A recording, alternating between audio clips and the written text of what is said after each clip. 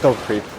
We all know it, and it's this tiny little monster that lives under all of our beds and keeps on crawling back up no matter how many times we shove it back down. And today I want to talk about it because I'm tired of being afraid of it. For those of you who don't know, my name is Jonathan Force and I run a web design business where I develop and design websites for various different businesses. And this tiny little creeper is something that have come up surprisingly many times, although it's been a while now. And from looking around in the web design community, it's a bit of a hot topic. Some say that, well, just accept it. It's part of the scope, just include like extra time and extra budget to address these scope creepers. And others go the route of, well, hey, no, I say no to anything that's not written in the contract, like explicitly in the text. And I like to think the best approach is somewhere in between those two extreme scenarios. But before we jump into that, don't forget to like it.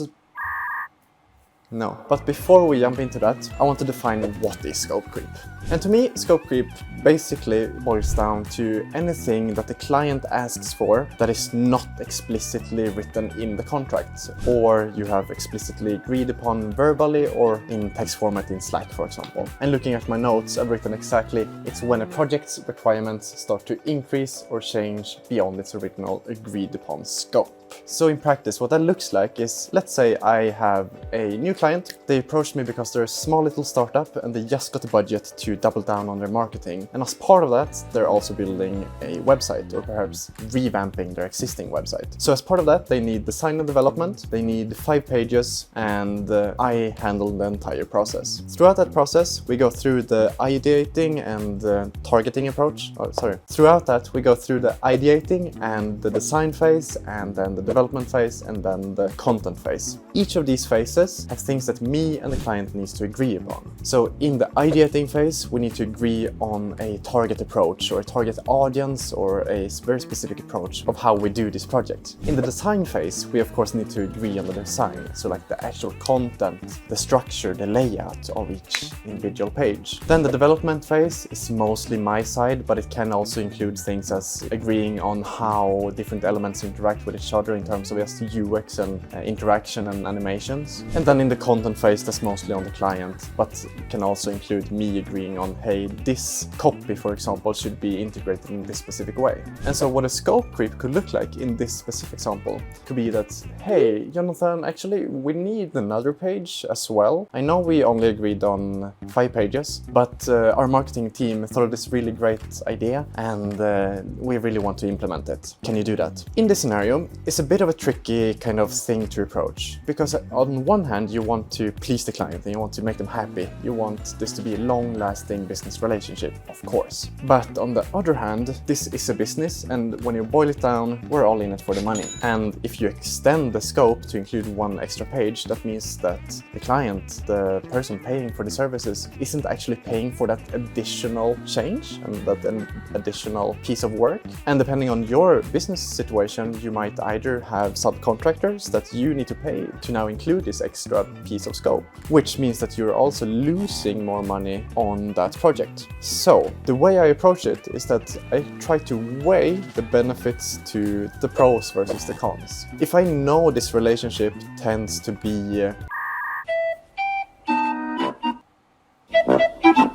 And so the way I approach this is that I try to weigh the pros versus the cons. But before we get into the details, let's discuss why scope creep happens in the first place. In my mind, the reason why scope creep happens is very simple, to be honest. It's simply because you and the client have not agreed upon what should be delivered. Or you have agreed upon it, but there are some unspoken sort of expectations from either your side or their side that, hey, this is how things will work. And so the way I do things is that I'm very, very, very specific with what will be delivered, what everyone can expect, and how things are going to work in general. So put in simple terms, it basically means that there are very unclear project requirements. And how do we fix this? Well, we address those requirements. So this can be done either in your contracts, in your communication with the client, in the way you communicate even, the language you use. And specifically in my business, I try to have a very, very, very I try to have a very, very What do I try to do? I try to have a very, very specific outline in the contract of what is being delivered. I even have a specific section where it says expectations. So things like working hours, time to respond, and so on and so forth. So I have everything completely lined out in the contract, and I tell the client when I send this contract to them that please, no rush, take your time, read through this document in its entirety. Do not sign it just because you want to get started. And so I assume, and I have to assume, that they actually read through the contract before they sign it, of course, because it's business, people should be careful with what they sign. Because of that, we set very clear boundaries. And I'm also very upfront with all of this that is written in the contract. I'm also upfront with that in my communication via email or in meetings live with the client, or just throughout the project as well in Slack. Like, hey, this is how things will work. I will give you an update at this time.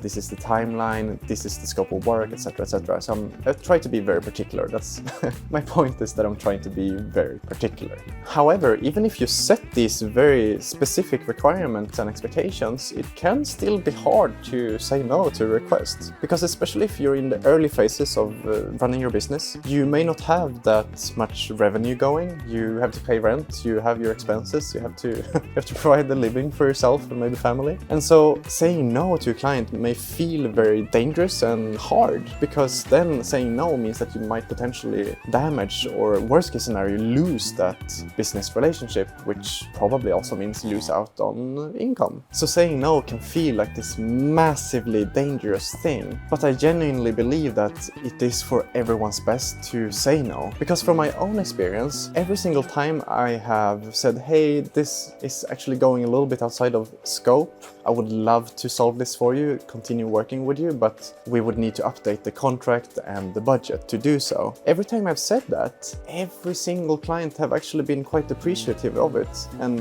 one time I remember very clearly, they even explicitly said, hey, we really appreciate you setting clear boundaries, and we will definitely update the scope, of course. So more often than not, people actually appreciate it. And I think it comes down to just like human to human interaction. We're all humans and we understand each other, and your client is running a business just as you are, and so they have the perspective of responsibilities and expectations that comes with running a business. And sure, of course, you may end up talking with someone that has no understanding whatsoever about going outside of scope. That's just the reality of business. But you have to stick your ground and say no when needed. Although you may sometimes have to weigh the pros versus cons. Which brings me to my next point of weighing long-term versus short-term gain. So like I said previously, we have to weigh the pros versus the cons. And what I like to call the pros are the long-term value. And what that may look like in practical terms is that, hey, a pro could be that, okay, I said no to this additional request that would go outside of scope because I don't have the time or the budget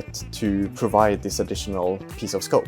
So that's a pro. But then a con could be that, okay, well, I'm saying no to this client, which means that it may disappoint the client because they expected more, and that may mean that you lose that relationship. So that's a con. So you have to weigh these two against each other and go, okay, is it worth it to take a bit of a loss right now in favor of a long-term gain, because I know this relationship may lead to more projects, and in my case, more retainers or monthly subscriptions, which are massively valuable. So it's all very, very, very subjective, and I can't really give you like a clear answer of, hey, do this. At the end of the day, it really comes down to what is it worth to you. And to give you an example, I personally focus primarily on subscriptions, retainer setups with clients, where they pay a fixed rate per month on a monthly recurring basis. And those setups are massively valuable to me. And so I'm more than happy to take a bit of a loss or like stress a little bit on a one-off project if I know that will lead to them being happy and signing on with the retainer, because those are, like I said, super valuable to me. And so that's how it looks personally in my business. One-off projects to me are more or less just an onboarding kind of funnel into what is my core business. All right, so the next time your client goes and say, hey, we need this additional thing, we know it's outside of scope, what do you say? No. Don't forget to like and subscribe. I'll see you in the next week's video. Bye bye.